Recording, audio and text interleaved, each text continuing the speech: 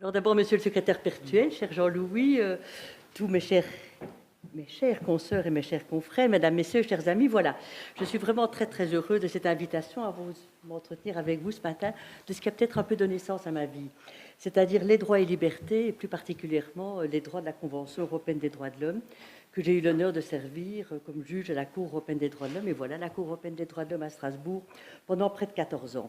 Et il s'agit évidemment d'une expérience dont on ne sort pas indemne.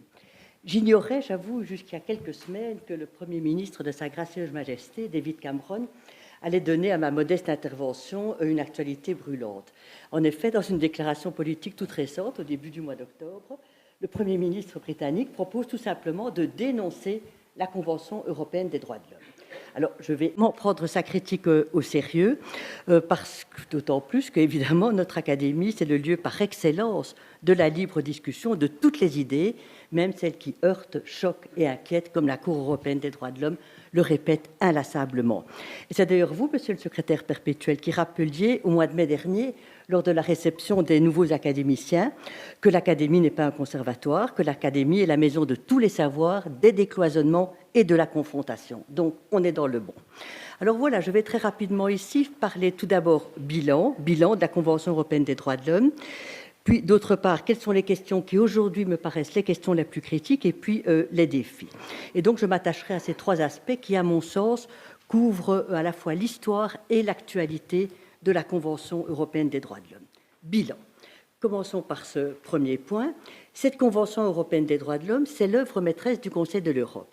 Le Conseil de l'Europe, création en 1949, au lendemain de la Seconde Guerre mondiale, qui a considéré, et ça c'était évidemment révolutionnaire, qui a considéré les droits fondamentaux, avec la démocratie et l'état de droit, comme les fondements essentiels et inaliénables de la construction européenne. La Convention fut alors signée à Rome en 1950, au Capitole, vous le savez, dans ce magnifique palais Barberini, par les 12 pays fondateurs du Conseil de l'Europe, dont la Belgique, en la personne de Paul-Henri Spaak. Et mon cher Hervé, c'est vraiment une histoire qu'il faudrait refaire. L'histoire de la création de la Convention européenne des droits de l'homme, qui pourrait nous éclairer de manière magistrale sur les enjeux présents. Nous attendons avec impatience ton livre sur la question. Je le ferai. Pour l'Académie en poche. Eh bien, voilà un très beau défi, je le ferai. Parfait. Alors, cette convention, elle est entrée en vigueur en 1953 et est aujourd'hui ratifiée par 47 États européens, la fameuse Maison commune Europe, qu'il faut aujourd'hui, plus que jamais, arrimer fermement au principe de pluralisme, de tolérance, d'esprit d'ouverture, sans lequel il n'est pas de société démocratique. Ce n'est pas moi qui dis ça, c'est le préambule de la Convention. Et là, c'est un premier point sur lequel je crois qu'il faut vraiment s'arrêter, surtout dans cette maison ici. La société démocratique, c'est vraiment le lieu de convergence des droits de l'homme. C'est le lieu de convergence des droits de l'homme, c'est le concept qui est rassembleur de l'espace européen des droits fondamentaux, dont la Convention, d'une certaine manière, est la loi fondamentale. Donc la démocratie, comme idéal moral, comme idéal politique, est au fond la valeur centrale de l'ordre public européen, et international aussi. Mais la question avec la démocratie, nous le savons tous, c'est qu'elle est loin d'être acquise. Elle est loin d'être acquise, et je pense que c'est Lefort qui disait « La démocratie est ce régime inouï qui fait l'expérience historique de l'indétermination de ses repères. » Et je dirais, on peut le voir aujourd'hui à la lumière, par exemple, de ce qui s'est passé en ex-Yougoslavie ou au Kosovo.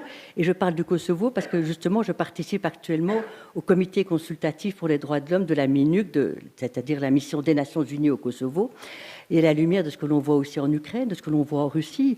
Donc la démocratie est toujours à penser et à repenser, à construire et à reconstruire. C'est un romancier, Paul Auster, que nous connaissons et que nous aimons sans doute tous, qui dit exactement ça. Il dit « Democracy doesn't happen by itself. We have to fight for it every day, otherwise we risk losing it. » La Convention, cette Convention de 1950, est un traité international, très bien, mais c'est un traité atypique. C'est un traité atypique qui a garanti sans aucune contrepartie, c'est ça l'élément important, un ensemble de droits et libertés aussi essentiels que le droit à la vie, l'interdiction de la torture et des peines inhumaines et dégradants, le droit à la liberté et à la sûreté, le droit au procès équitable, le droit au respect de la vie privée, familiale, la liberté de conscience, de pensée et de religion, un bien précieux pour les agnostiques comme pour les croyants, la liberté d'expression, d'association, le droit au mariage, l'interdiction de la discrimination. C'est au fond ce socle de droit-liberté qui exprime, comme le dit Ricoeur, et Ricoeur a eu des pages magnifiques sur la justice. C'est pour ça qu'au fond, je vais le citer souvent, il dit « Cette socle de droit-liberté exprime véritablement la primauté éthique du vivre ensemble sur les contraintes, nous y sommes, liées au système juridique et à l'organisation politique. » Mais maintenant, il y a plus, et c'est pour ça que cette Convention des droits de l'homme est quand même un peu révolutionnaire. Nourrie de l'intuition que pour être porteur de sens dans la vie des personnes et des sociétés, les droits de l'homme doivent être traduits en action. L'idée originale des auteurs de la Convention a été de mettre en place un mécanisme de contrôle, afin que ces droits et libertés proclamés, garantis, ne soient pas, comme la Cour va le répéter tout le temps, théoriques ou illusoires, mais concrets et effectifs. Et ce mécanisme de contrôle, c'est la Cour européenne des droits de l'homme.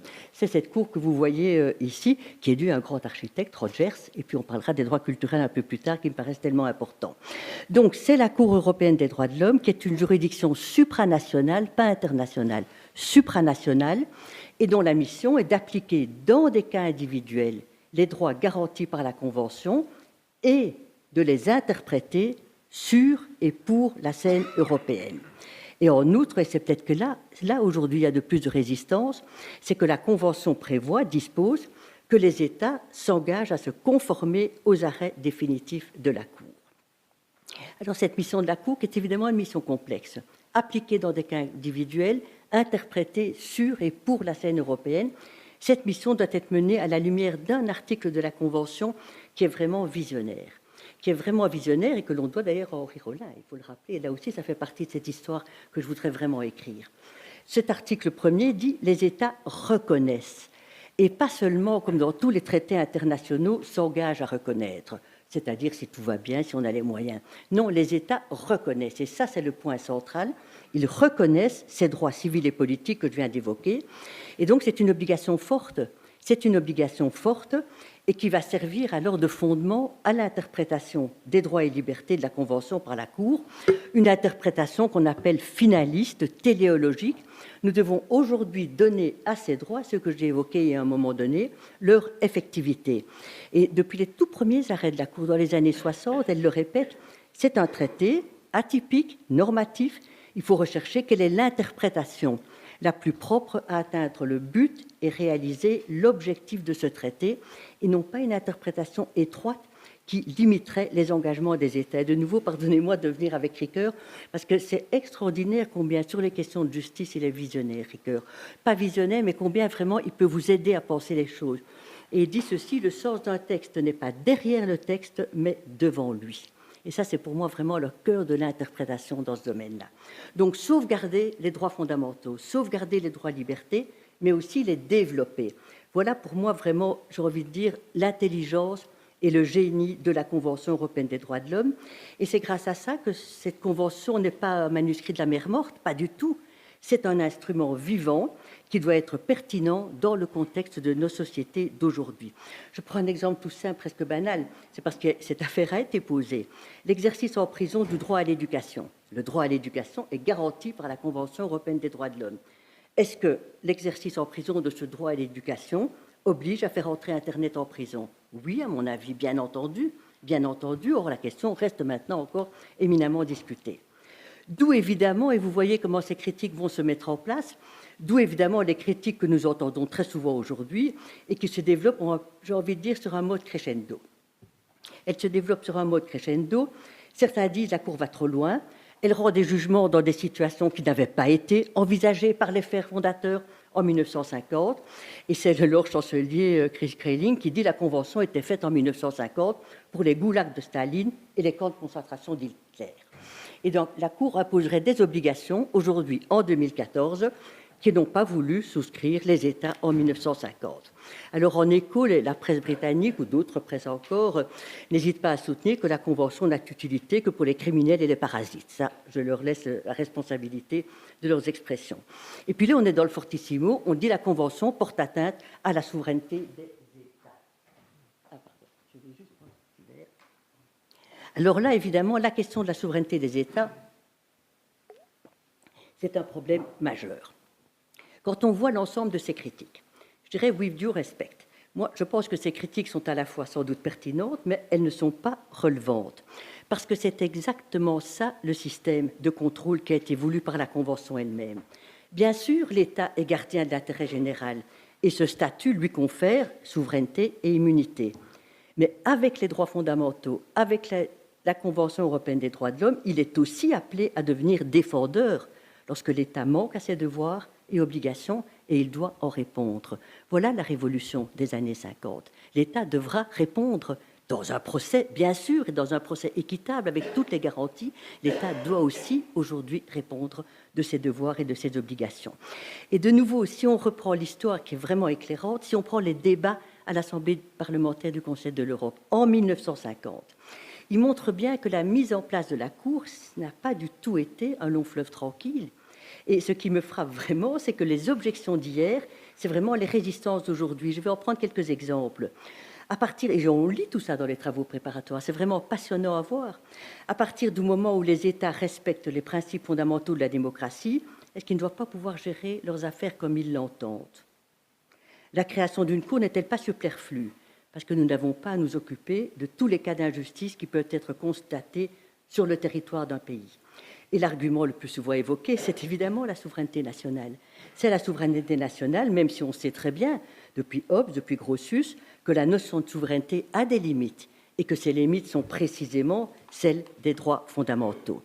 Et puis les opposants, ils insistaient aussi et longuement sur le fait inacceptable, et j'en conviens, qu'une juridiction européenne composée de 47 juges, pas en 1950, aujourd'hui, composée de 47 juges qui viennent de toute la planète, de tout l'espace européen, puisse détenir le dernier mot, le fameux SLAC, au détriment des tribunaux nationaux. Et tout ça est sans doute vrai.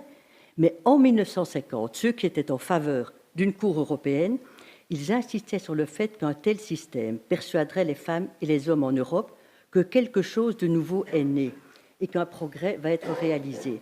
Et puis ils ajoutaient de manière, je trouve, assez extraordinaire, et je cite, « Personne, et il faut entendre ça en 1950, personne ne peut dire qu'il est pour la suite des années à venir à l'abri du péril totalitaire. Il faut donc créer par avance, au sein de l'Europe, une conscience qui sonne l'alarme. Et cette conscience ne peut être qu'une juridiction propre à l'Europe. » Henri Rollin lui-même, qui a joué un rôle fondamental dans la naissance de la Convention, au début était très en défaveur de la Cour européenne des droits de l'homme. Avec le temps, il s'est effectivement rangé à cette idée et a été un des premiers présidents de la Cour les plus extraordinaires. Fidèle reflet des préoccupations qui existent dans la société, les arrêts rendus par la Cour européenne des droits de l'homme ces dernières années couvrent un très large champ de questions pour moi extrêmement sensibles qu'on peut appeler comme étant des vrais enjeux de société. Et je vais vous en donner très rapidement simplement quelques exemples, évidemment parmi beaucoup d'autres, et on voit que ces exemples couvrent un peu tous les droits garantis par la Convention. Le respect du droit à la vie, un droit indérogeable. Le respect du droit à la vie en cas de violence domestique et de violence raciste, qui peut provoquer effectivement des morts, et on a un nombre d'affaires extrêmement important dans ce domaine. L'obligation pour l'État d'assurer la protection des enfants contre les abus sexuels dans des institutions religieuses en Irlande. On l'a eu tout récemment avec l'affaire Okofi.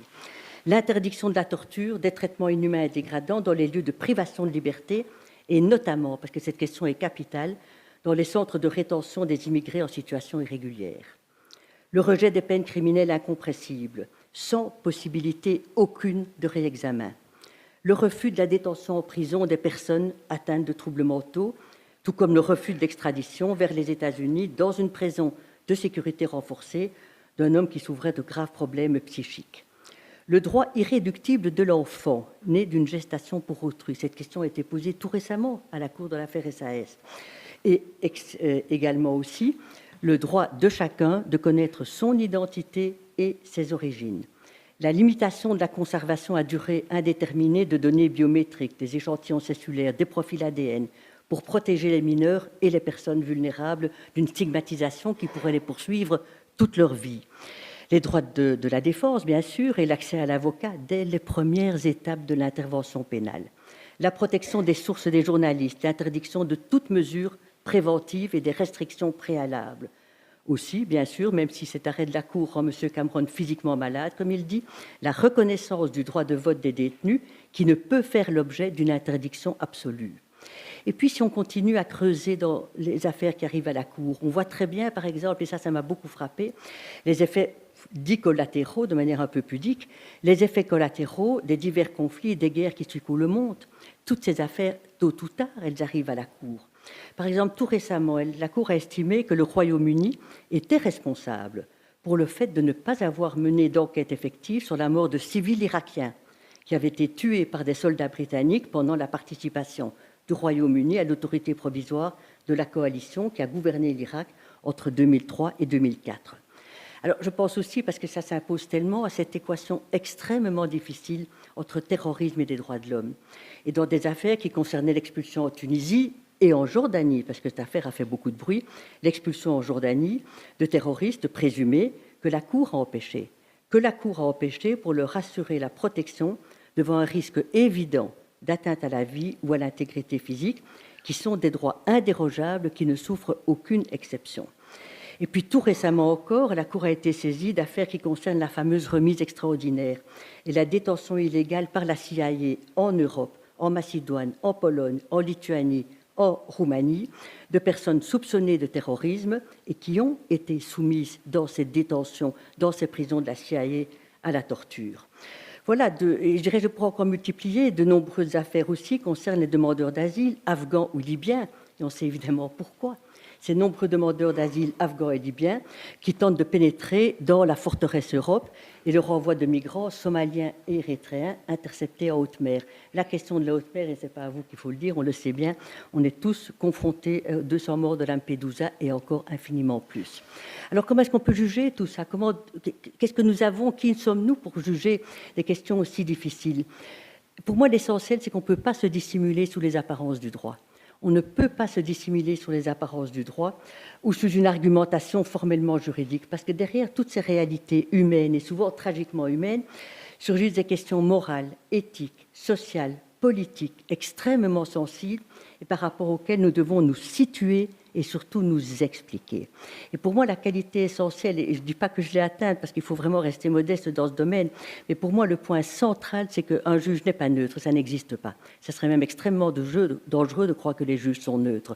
Personne n'est neutre et la neutralité pourrait cacher des opinions inavouables. Mais un juge doit être impartial. Et ça, c'est vraiment pour moi le travail fondamental à faire sur soi-même, être capable de prendre distance et de donner pertinence aux faits, aux arguments qui sont présentés devant vous et de s'expliquer. La motivation est pour moi le contrôle central. Alors voilà, je vais en terminer cette première partie pour le bilan. Je n'ai pas de montre, mais je crois que le temps doit quand même avancer, pardonnez-moi. Alors évidemment, on peut critiquer la Cour et j'en conviens, et ces critiques sont sérieuses, sont vraies. Mais d'un autre côté, je crois qu'elle reste quand même le dernier rempart, et je le dirai en termes de conclusion. Il y a le vice-président du Conseil d'État français, M. Sauvé, qui dit oui, la Cour a pu bousculer certaines conceptions nationales. Bien sûr, elle a pu heurter les États, mais néanmoins, elle a apporté une contribution à la protection des droits et libertés et des droits fondamentaux. Et puis il ajoute ceci, et ça c'est vraiment pour moi un point important, le système européen de protection des droits de l'homme est notre bien commun. Alors j'en viens à ma seconde partie. Sans tout souci d'exhaustivité. Donc je n'ai aucun souci d'exhaustivité, ça ne serait pas possible. Je vais retenir deux questions problématiques. Tout d'abord, la liberté d'expression. Et je le fais un peu à dessein, Hervé, parce que mon cher Hervé, parce qu'il y a le colloque dans quelques mois ou dans quelques semaines sur la liberté. Mais bien sûr, parce que c'est un thème capital, la liberté d'expression. Mais je vais parler de la liberté d'expression brièvement, ne vous inquiétez pas, et le discours de haine. Parce qu'aujourd'hui, le discours de haine, et dans de nombreux pays, ça devient vraiment une question, une préoccupation majeure. Et puis, pardonnez-moi, puisqu'on est au lendemain de la journée mondiale sur la lutte contre la misère, je vais parler des relations pauvreté et droits de l'homme. Je voudrais quand même vous rendre attentif à cette question, parce que cette question est à l'agenda politique des Nations Unies, de l'Union européenne, du Conseil de l'Europe. Et personnellement, je pense que la pauvreté est tout simplement une insulte aux droits fondamentaux. Alors évidemment, j'aurais voulu aussi aborder une autre question qui pour moi est fondamentale, c'est celle des demandeurs d'asile et des migrations, la funeste myopie européenne, appelons-le comme ça. Parce que pour moi, c'est un enjeu social, politique majeur des prochaines années. Mais alors là, vraiment, il faudrait tout un colloque de notre académie pour le traiter sérieusement. Pour le traiter sérieusement, à la fois dans une perspective non seulement juridique, mais philosophique, politique, sociologique, ça c'est vraiment une urgence. Donc je ne vais pas le faire ici, pardonnez-moi, je n'ai pas... voilà, on peut pas tout faire. La liberté d'expression et le discours de haine. La liberté d'expression, on le redira à la fin de cette année, c'est un droit fondamental. C'est un droit fondamental en ce sens qui touche au fondement même de la Convention des droits de l'homme. La jurisprudence de la Cour est bien établie. La liberté d'expression est un fondement essentiel d'une société démocratique, une des conditions primordiales de son progrès et de son épanouissement. La liberté d'expression, c'est la condition sine qua non d'une véritable démocratie pluraliste. C'est de nouveau Ricoeur qui le dit, est démocratique une société qui se reconnaît divisée. Donc la liberté d'expression, ce n'est pas simplement une garantie, ce n'est pas la protection des journalistes, ça n'a rien à voir. La liberté d'expression n'est donc pas simplement une garantie contre les ingérences de l'État, c'est un principe fondamental pour la vie en démocratie. Elle n'est pas une fin en soi, mais elle est un moyen pour l'établissement d'une société démocratique. Mais la question aujourd'hui, c'est où et comment penser les limites. Il y a des limites aux droits fondamentaux. À part les droits indérogeables, il n'y a pas de droit absolu. Où et comment penser les limites? Et les limites sont difficiles à penser. C'est vraiment une question délicate dans la mesure où on a toujours évoqué, et à juste titre, que la liberté d'expression s'applique non seulement, je cite, aux informations ou idées accueillies avec faveur ou considérées comme inoffensives ou indifférentes, mais aussi à celles qui heurtent, choquent ou inquiètent une fraction quelconque de la population. Et la Cour va ajouter, voilà ce que veut le pluralisme, la tolérance et l'esprit d'ouverture, sans lequel il n'est pas de société démocratique. Alors cette formule est très belle, on la répète, on la connaît par cœur, mais ce n'est pas une formule rituelle, ce n'est pas une formule magique. Donc cette formule qui est évidemment fondamentale, comment effectivement pouvons-nous l'appliquer s'agissant du discours de haine? Et la question du discours de haine est quand même une réalité très forte. Alors comment la Cour va gérer ce paradoxe, ou pas ce paradoxe, ou cette contradiction, ou cette difficulté, ou ce nœud? Comment jouer ce nœud, dénouer ce nœud, que d'un côté, bien sûr, il faut accepter les idées qui choquent et inquiètent, et en même temps, comment s'affronter au discours de haine? Alors, voilà, c'est vraiment une question qui nous occupe maintenant de plus en plus et elle peut utiliser deux voies. Il y a une voie qui est très large, qui est une voie guillotine, appelons-la comme ça, c'est l'exclusion. On va dire non. Un discours aussi grave ne peut pas rentrer dans le champ de la Convention. Et puis une autre voie qui est alors plus douce, plus limitée, c'est une voie précisément de la limitation de la protection. La voie de l'exclusion, c'est une disposition de la Convention que tout le monde connaît un peu parce que c'est une disposition qui porte sur l'interdiction de l'abus de droit. J'ai envie de dire, en un mot, pas de liberté pour les ennemis de la liberté. Voilà ce que Saint-Just nous enseignait ou nous disait, à juste titre, il y a quelques années.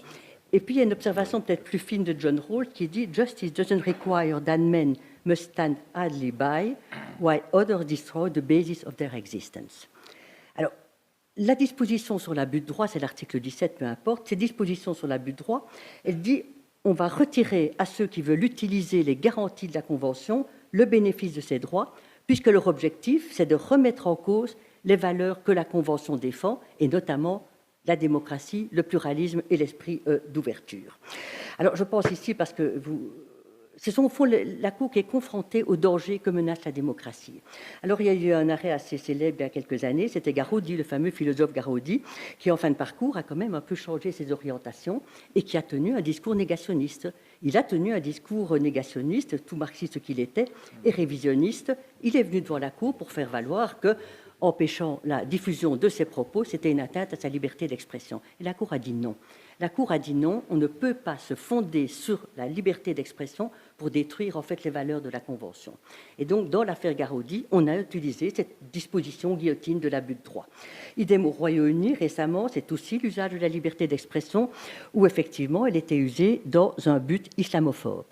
Tout récemment encore en Russie, il s'agissait de l'antisémitisme. Donc islamophobie, antisémitisme, révisionnisme, négationnisme, là effectivement la Cour alors a utilisé cette disposition, mais il faut le faire avec modération parce que c'est une disposition extrêmement dangereuse. Sous prétexte de se protéger, on pourrait créer les pires abus. L'autre contexte, c'est alors on va limiter, lorsqu'on est confronté à la haine raciale, on va limiter, est-ce qu'on peut et comment limiter la liberté d'expression? Alors je prends un arrêt belge, parce que comme ça vous rendra les choses plus claires. C'est l'arrêt Ferret contre Belgique. C'est l'arrêt Ferret contre Belgique qui est significatif parce qu'il est vraiment au croisement de deux approches. Le requérant, c'est un député président d'un parti politique d'extrême droite, donc tout le monde sans doute connaît. Il avait été condamné pour incitation publique à la discrimination et la haine à l'encontre de la communauté immigrée, par l'impression et la distribution de tracts politiques. Et il a été condamné, il faut reconnaître que la Cour d'appel de Bruxelles a été assez humoriste, parce qu'on l'a condamné à 250 heures de peine de travail d'intérêt général à exécuter dans le secteur de l'immigration des étrangers, bien entendu, de l'intégration des étrangers. Alors, dans cette affaire, la Cour, elle va conclure, mais j'avoue, c'était vraiment une affaire délicate, elle va dire, eh bien, on accepte une limitation de la liberté d'expression.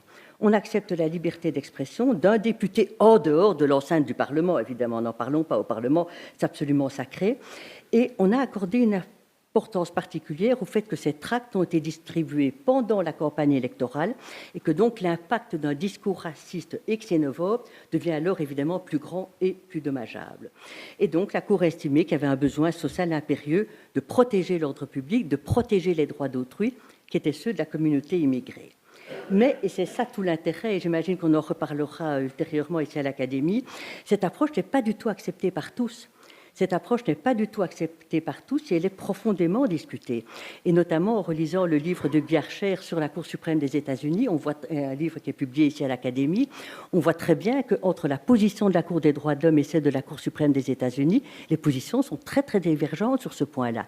Et donc, cette position que la Cour a prise par rapport à la haine raciale dans l'affaire Ferret, eh bien, il y a beaucoup de personnes, et je comprends très bien leurs critiques, notamment l'opinion dissidente, parce que nous avons une chance folle à la Cour de pouvoir écrire des opinions dissidentes.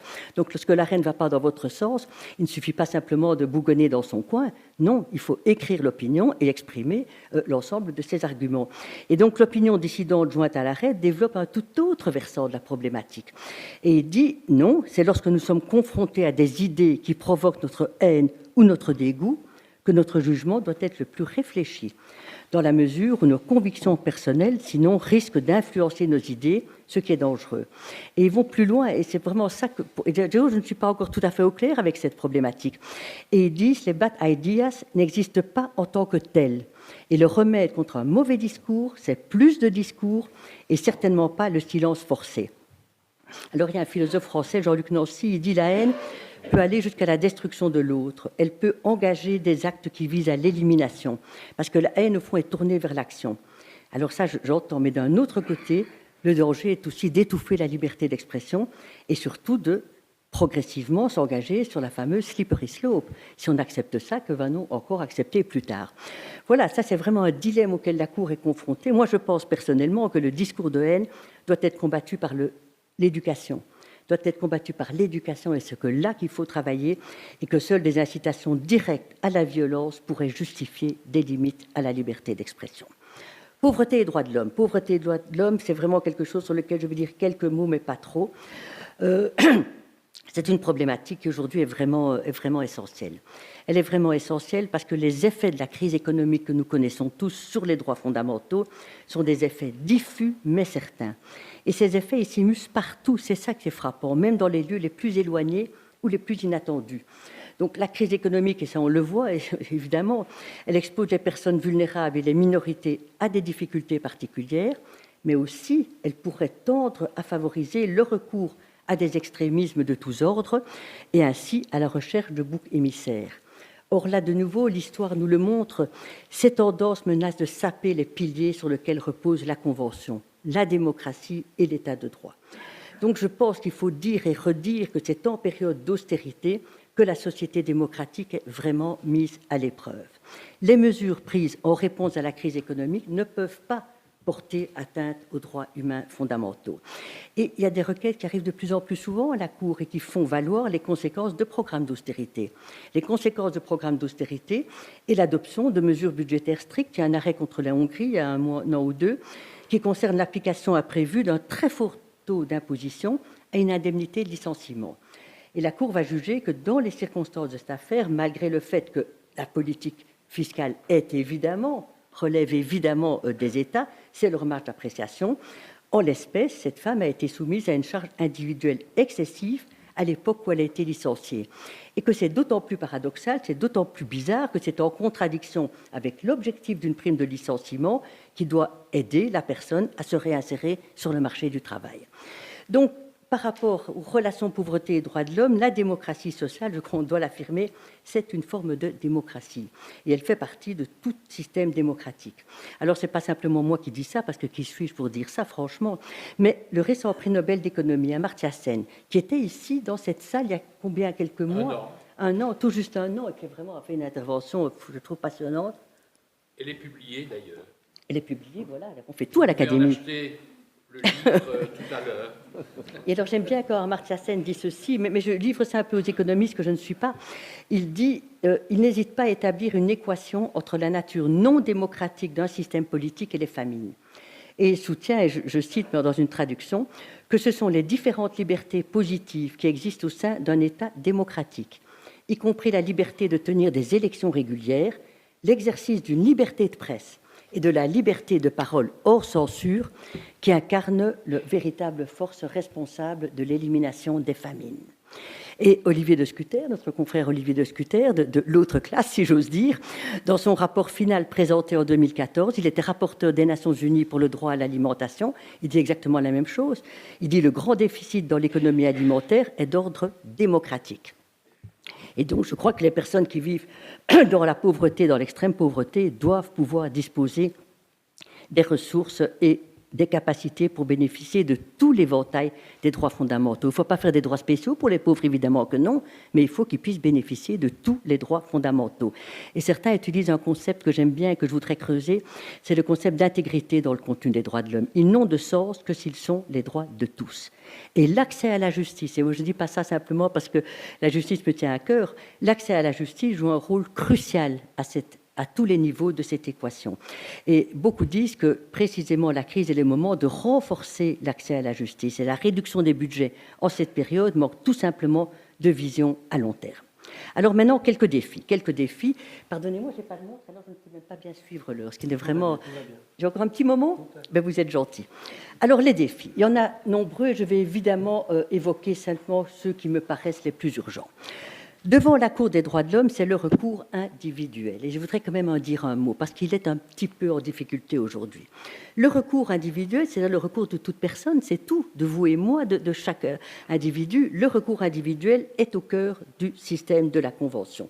C'est une protection, un rempart contre le pouvoir de l'État, point. Toute personne, quelle qu'elle soit, et souvent, disons-le, sont celles qui appartiennent aux groupes à la fois les plus vulnérables et les plus impopulaires. Les immigrants, les demandeurs d'asile, les terroristes, les criminels. Toute personne aujourd'hui peut en Europe introduire un recours devant la Cour européenne des droits de l'homme, une requête pour violation d'un des droits garantis par la Convention.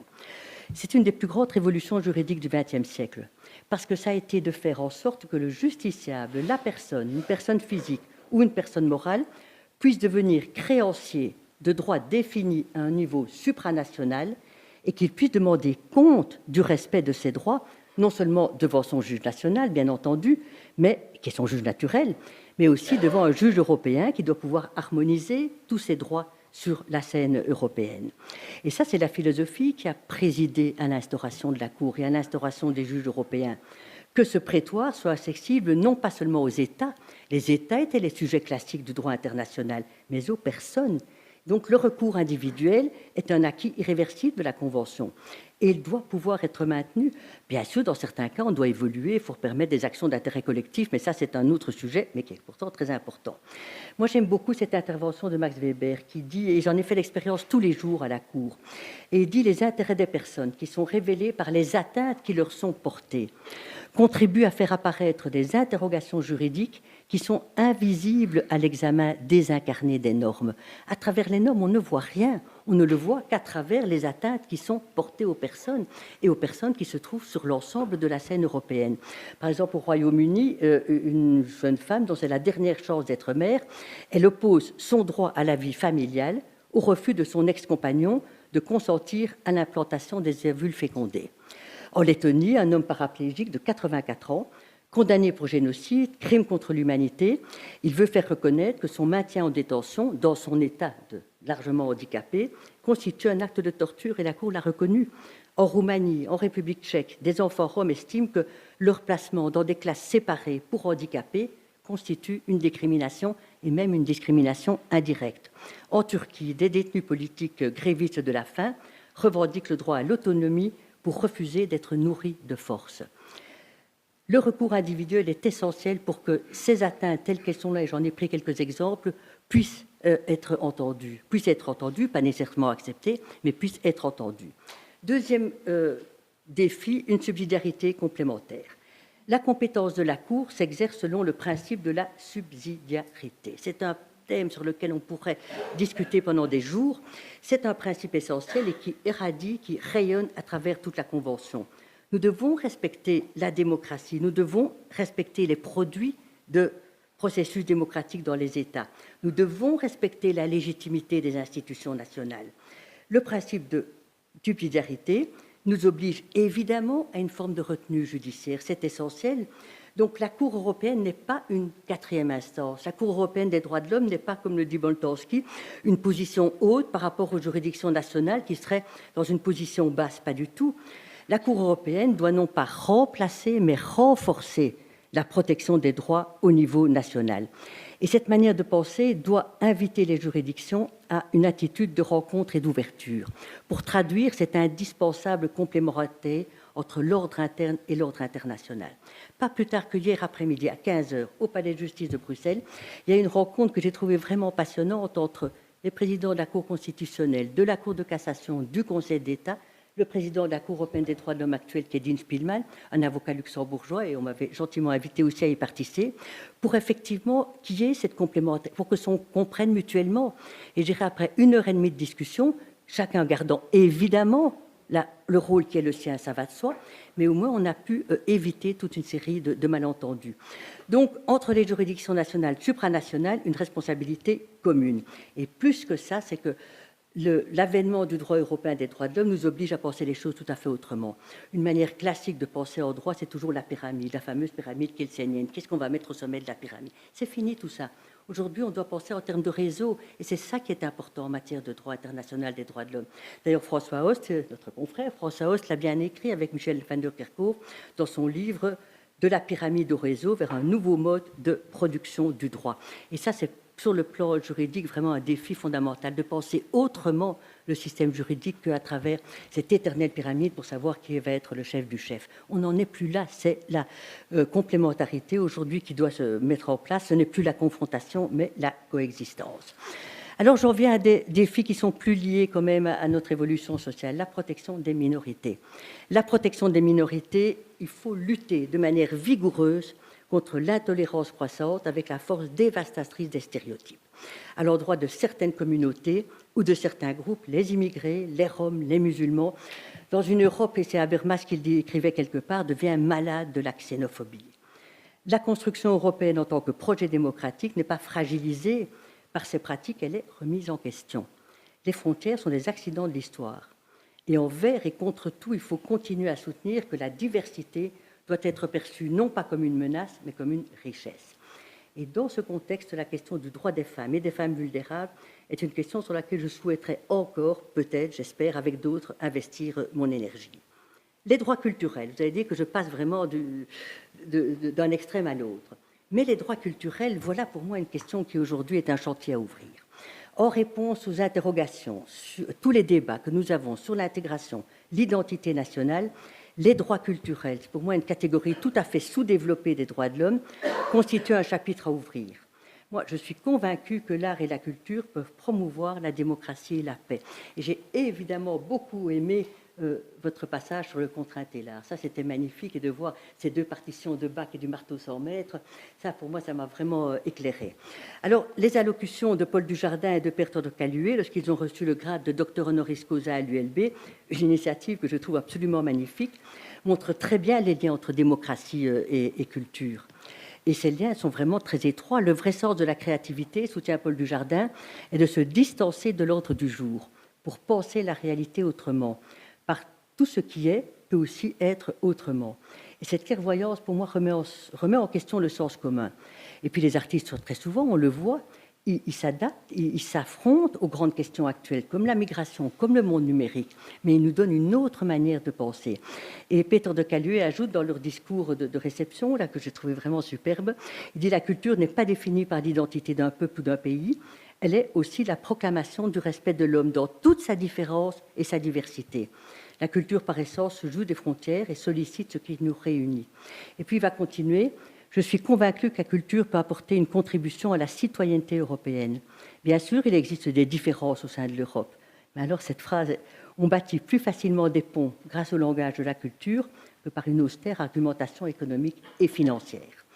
L'enthousiasme, la fantaisie, l'imagination émancipent assurément les gens et stimulent notre démocratie au lieu de l'endormir. Alors, un petit mot de conclusion quand même. Un livre plus ou moins récent qui s'appelle « La Constitution de l'Europe ». La Constitution de l'Europe, c'est un livre d'Habermas et il développe ce qu'il appelle l'utopie réaliste des droits de l'homme. Et délibérément, il soutient l'hypothèse d'un lien étroit entre dignité et droits fondamentaux.